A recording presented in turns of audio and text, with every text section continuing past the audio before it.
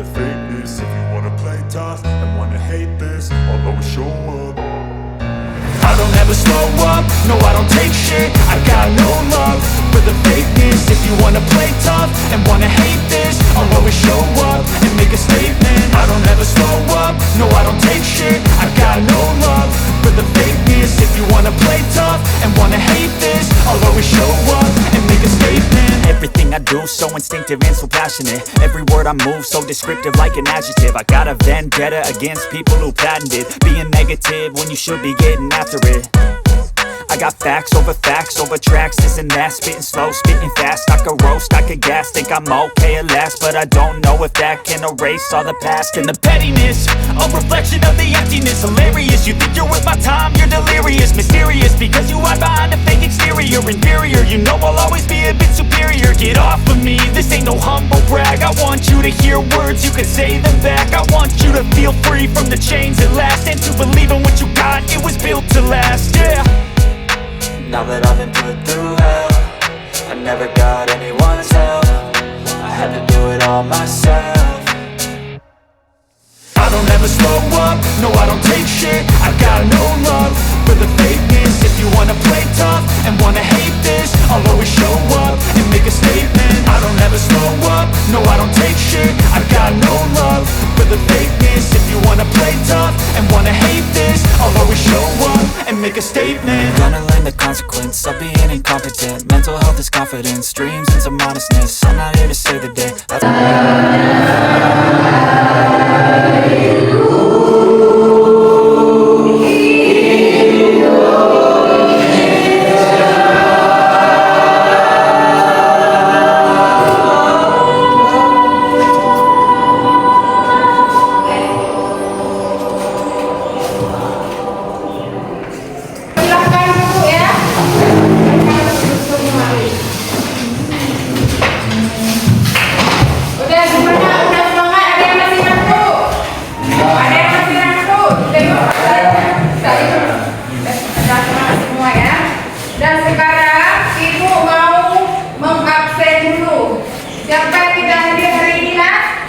Belum ada yang mau. Hadir semua, alhamdulillah. Dipertahankan ya kehadirannya. Oke. Sekarang kita memasuki materi kita, yaitu Ibu kasih contoh ya. Yang kalian duduk ini benda apa nak? Benda apa? Kursi benda apa? Mati. Benda mati. Laptop mati. Nah, di lingkungan kita ada yang namanya pohon, ada pepohonan, dan itu kan tumbuhan, dan ada yang namanya hewan seperti burung, belalang, capung dan sebagainya. Itu apa? Makhluk apa? Hidup. Itu makhluk hidup. Dan sedangkan di luar sana makhluk hidup, yang di sini adalah benda mati. Benda mati. Berarti pembelajaran kita hari ini dikelompokkan dalam apa? Klasifikasi makhluk hidup. Ya, tepuk tangan buat teman kita.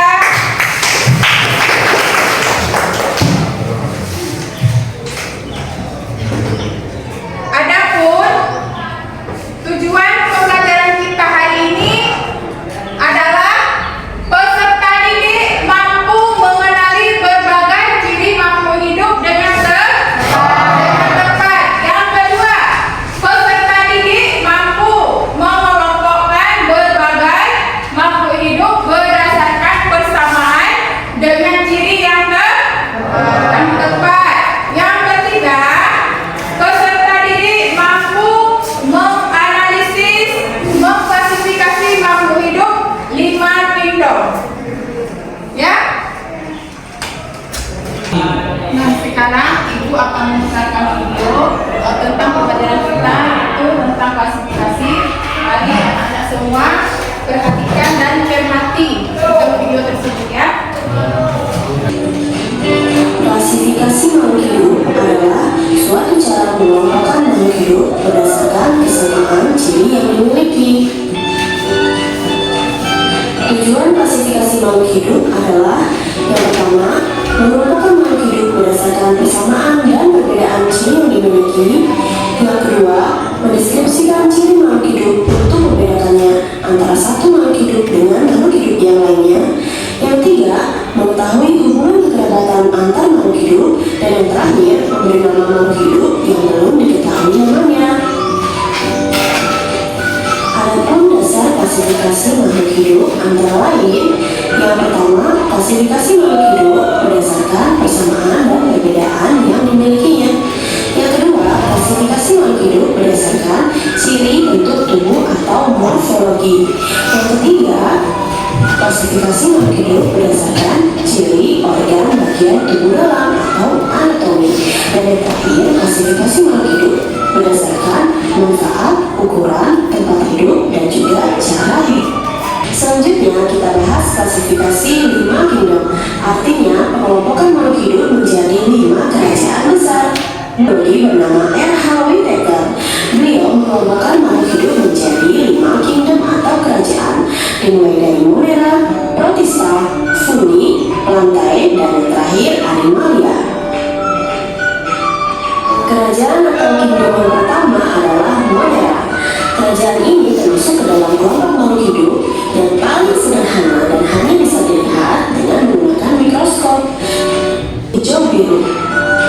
Cirinya yang pertama bersifat prokaryotik atau tidak punya membran inti sel, dan yang kedua bersifat uniseluler atau sel tunggal. Kingdom yang kedua adalah Protista. Cirinya sudah bersifat eukaryotik atau punya membran inti sel. Ada yang uniseluler atau sel tunggal, dan ada juga yang sudah multiselul terbagi menjadi 3 macam. Ada protista mirip hewan, misalnya protozoa, protista mirip tumbuhan, misalnya kelompok ganggang atau alga, dan ada protista mirip jamur, misalnya jamur India.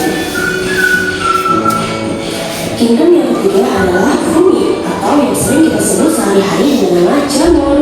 Nah, cirinya yang pertama eukaryotik, yang kedua Tubuhnya bersifat uniseluler dan ada juga terdiri dari hifra yang berupa benang dan segelas atau dapat membuat makna seni melalui proses fotosintesis. Contoh dari kingdom berantai yang pertama adalah atau biasa disebut dengan biota. Cirinya termasuk dalam tumbuhan tawapita karena akar, batang, dan daunnya tidak sejati. Akarnya masih berupa akar semu atau rhizoid dan reproduksinya menggunakan spora.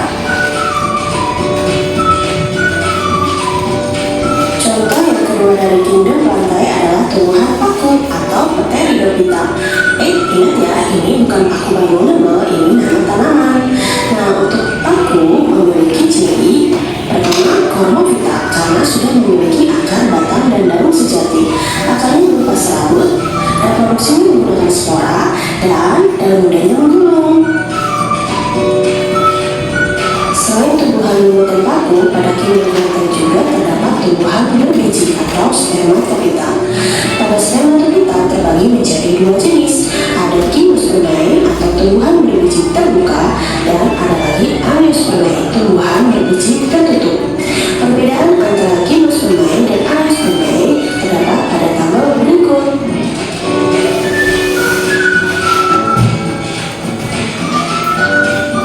Ini adalah contoh-contoh tanaman berbiji terbuka atau gymnospermae. Untuk jenis tanaman angiospermae atau berbiji tertutup terbagi lagi menjadi dua macam, ada monopatio dan dikotil. Perbedaannya terletak pada biji, akar, batang, daun, dan bunga. Nah, sekarang kita masuk ke kingdom yang terakhir, yaitu Animalia. Sesuai dengan asal katanya, yaitu animal, artinya binatang atau hewan. Nah, kelompok Animalia termasuk dalam kelompok binatang ya. Cirinya yang pertama bersifat eukaryotik, kemudian yang kedua multiseluler, dan yang ketiga heterotrof, artinya tidak bisa membuat makanan sendiri. Pada kingdom Animalia dikelompokkan menjadi dua subfilum, yaitu invertebrata atau hewan yang tak bertulang belakang, dan satu lagi vertebrata atau hewan bertulang belakang. Hewan invertebrata terdiri dari beberapa filum, antara lain yang pertama Porifera. Siapa sih yang tak kenal tokoh kartun SpongeBob? Tokoh kartun ini diambil dari hewan Porifera atau hewan yang tubuhnya berpori-pori. Yang kedua, Coelenterata atau hewan berongga. Contohnya ubur-ubur dan juga hidra. Yang ketiga, Platyhelminthes atau cacing pipi. Disebut pipi karena tubuhnya tipis atau gepeng. Contohnya cacing planaria dan cacing pita. Yang keempat, Nematelminthes atau cacing giling. Cacing ini banyak bersifat parasit pada tubuh makhluk hidup. Contohnya cacing perut dan cacing tambang. Yang kelima, Annelida atau cacing gelang, misalnya cacing tanah atau gurita. Yang keenam, Molluska atau hewan bertubuh lunak, misalnya siput, kera, cumi, ataupun gurita. Yang ketujuh, Arthropoda atau hewan berbuku-buku, misalnya kelompok serangga, laba-laba, kepiting, kaki seribu, atau kelawar. Dan yang terakhir adalah kelompok Echinodermata atau hewan berkulit duri, misalnya bintang laut, teripang, dan juga lambat laut. Kelompok hewan vertebrata terbagi menjadi 5 kelas, antara lain yang pertama Pisces, misalnya ikan. Yang kedua amfibi, ada katak dan juga salamander. Yang ketiga kelompok reptil, bisa ular, buaya, komodo, cicak, dan lain-lain.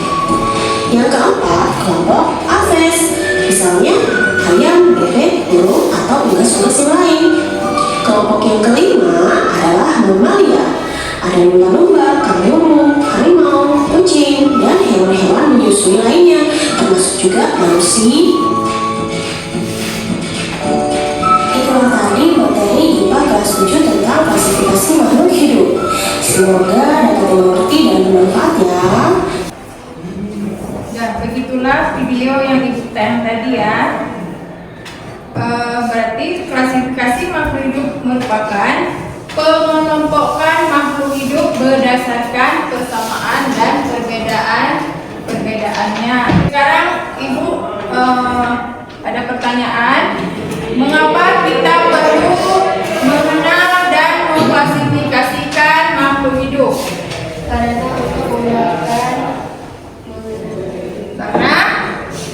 untuk mempermudah mengenali, membandingkan, dan mempelajari makhluk hidup. Terus Dengan khusus satu lain klasifikasi makhluk hidup yaitu mengelompokkan makhluk hidup berdasarkan kesamaan dan perbedaan ciri-ciri yang dimiliki. oke, berarti untuk mempermudah mengenali dan membandingkan, mempelajari makhluk hidup. Tujuan khusus lain klasifikasi makhluk hidup yaitu mengelompokkan makhluk hidup berdasarkan kesamaan dan perbedaan ciri-ciri yang dimiliki. Kemudian pertanyaan yang kedua,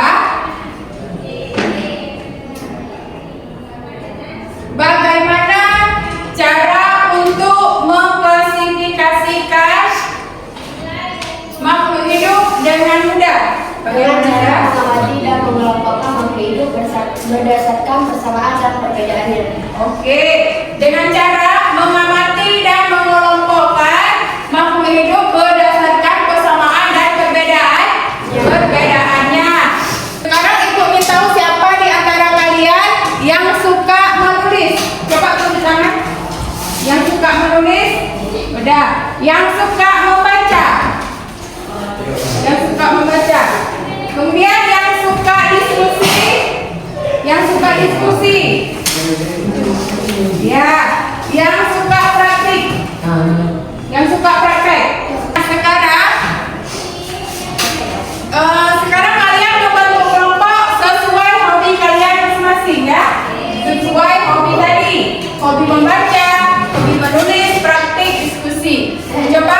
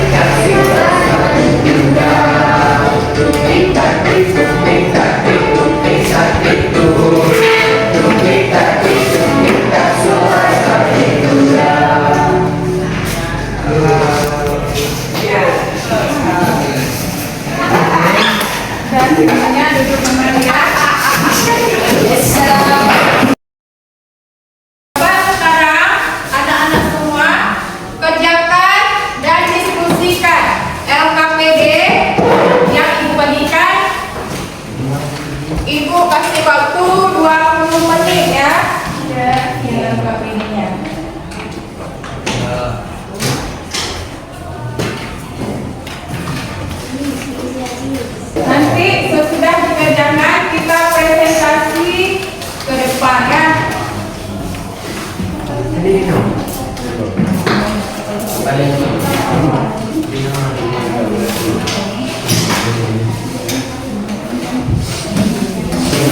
tepuk tangan untuk kelompok satu. Assalamualaikum warahmatullahi wabarakatuh. Kami dari kelompok 1 ingin mempresentasikan hasil kerja kelompok kami, yaitu klasifikasi makhluk hidup. Klasifikasi makhluk hidup merupakan pengelompokan makhluk hidup berdasarkan persamaan dan perbedaan ciri. Tujuan klasifikasi adalah 1. Mengelompokkan MH yang beragam. 2. Mendeskripsikan jenis MH. 3. Memberi identitas MH. 4. Mengetahui hubungan kekerabatan. 5. Memudahkan mempelajari MH. Apa yang dimaksud dengan taksonomi? Taksonomi adalah ilmu yang mempelajari klasifikasi makhluk hidup. Urutan klasifikasi makhluk hidup adalah tingkat taksam dalam klasifikasi, contohnya kingdom, genus, spesies, atau filum, divisi. Yang kedua adalah sistem tata nama makhluk hidup. Contohnya adalah binomial nomenklatur, yaitu penamaan menggunakan nama Latin. Yang adalah sistem sistem filogenetik. Identitas makhluk hidup. 1 adalah ciri makhluk hidup. 2. Persamaan dan perbedaan. 3. Pemberian nama. Sistem kingdom dibagi 5, yaitu Minera, Protista, Fungi, Plantea, dan Animalia. Animalia dibagi menjadi 2, yaitu Invertebrata dan Vertebrata. Invertebrata tidak berulang, vertebrata berulang belakang. Contohnya tidak berulang belakang adalah cacing. Berulang belakang contohnya burung, lumba-lumba, dan katak. Sekian. Ada yang ingin menanyakan? Ada yang ditanyakan? Coba. Ada yang mau menanyakan? Ada pertanyaan buat kelompok 1? Siapa yang ingin bertanya? Assalamualaikum warahmatullahi wabarakatuh. Waalaikumsalam warahmatullahi wabarakatuh. Saya mewakili dari kelompok 2 ingin mengajukan pertanyaan kepada kelompok 1. Apa tujuan klasifikasi makhluk hidup? Baik, kepada kelompok 2 saya ingin menjelaskan apa tujuan klasifikasi makhluk hidup, yaitu mengetahui hubungan kekerabatan antara makhluk hidup, mengelompokkan makhluk hidup berdasarkan persamaan di sekian. Oke, ada lagi? Ada lagi? Kelompok 3, ada yang ingin ditanyakan? Assalamualaikum warahmatullahi wabarakatuh. Waalaikumsalam warahmatullahi wabarakatuh. Saya perwakilan dari kelompok 3 yang bertanya kepada makhluk hidup. Sebutkan klasifikasi kingdom Animalia. Sekian. 5 kingdom. Saya langsung saja. 5 kingdom. 5 kingdom. Kingdom Animalia dibagi menjadi 5, yaitu Pisces, Amphibians, Reptiles, Amphibia, dan Mammalia. Sekian. Ya. Sudah. Ada yang ingin bertanya lagi? Sekian dari kelompok kami. Wassalamualaikum warahmatullahi wabarakatuh.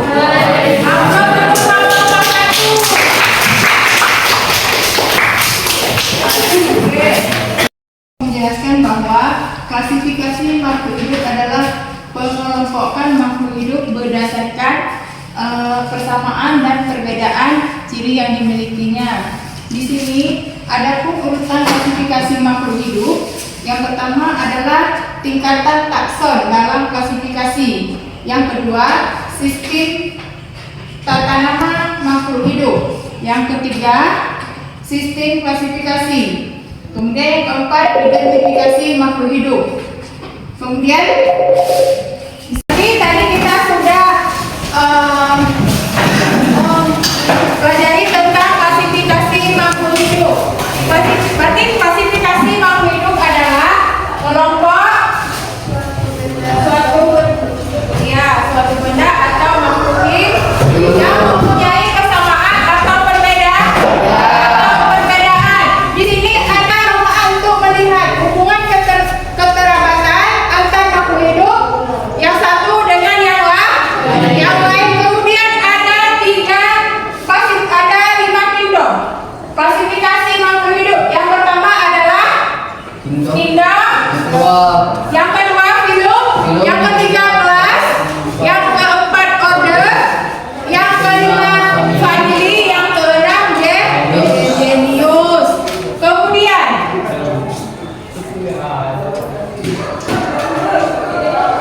Kemudian kalian sudah bisa memahami semuanya kan? Ada yang ingin ditanyakan sama ibu? Perkembangan klasifikasi filogenetik sudah mengerti semuanya? Ada berapa? 1, 2, 3, 4, 5. Berarti ada 5 perkembangannya. Udah. Berarti kesimpulannya adalah sudah ibu jelaskan tadi. Sekarang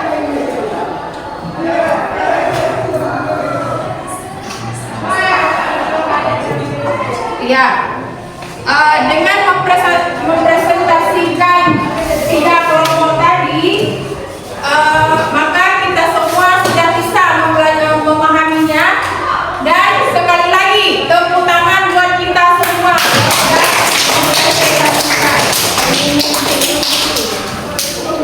Ya, berarti kita bisa mengambil kesimpulan dari sini, yaitu ciri-ciri makhluk hidup adalah dapat bergerak. Yang kedua, tumbuh dan berkembang. Yang ketiga, melakukan reproduksi. Yang keempat, peka terhadap rasa. Kelima, mengambil dan memakai energi. Bernafas, menghasilkan limbah atau regresi, memiliki tubuh yang tersusun dari satu atau banyak sel. Oke, sudah bisa dipahami? Klasifikasi makhluk hidup masih ada kendala. Apa? Ada kendala? Iya. Apakah sudah dimengerti semua? Nah, kalau sudah paham, kalau seandainya ibu kasih bintang 1 sampai 5, bintang mana yang kalian pilih?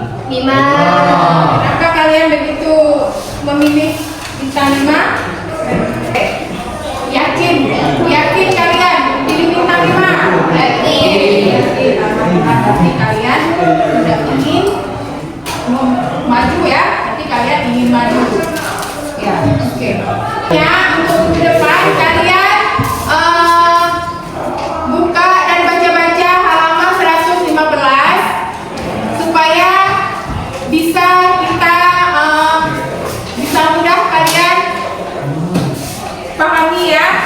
Selanjutnya, untuk tugas di rumah anak-anak ibu, kerjakan tugas halaman 215, yaitu latihan 1 sampai 5 ya. Apakah sudah paham? Sudah. Syukur kepada Allah Subhanahu wa taala yang telah menciptakan berbagai macam makhluk hidup sehingga kita saling membutuhkan satu sama lain. Nah, anak-anak ibu sekalian, untuk pertemuan minggu depan kita akan mempelajari tentang sel, ya. Tolong baca-baca supaya kita mudah untuk memahaminya. Nah, anak-anak ibu sekalian, sebelum kita akhiri pembelajaran kita hari ini, terlebih dahulu kita baca doa. Coba satu orang untuk maju ke depan untuk kita bacakan doa.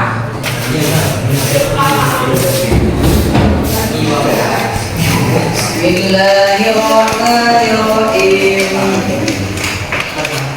Alhamdulillahirabbil alamin. Arrahmanirrahim.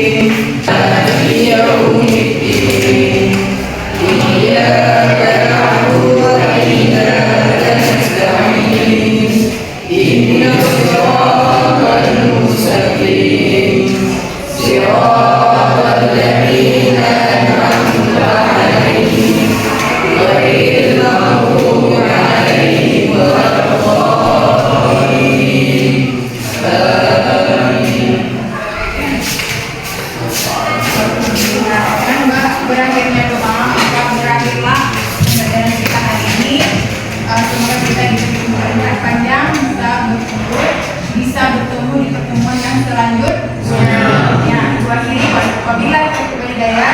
Assalamualaikum warahmatullahi wabarakatuh.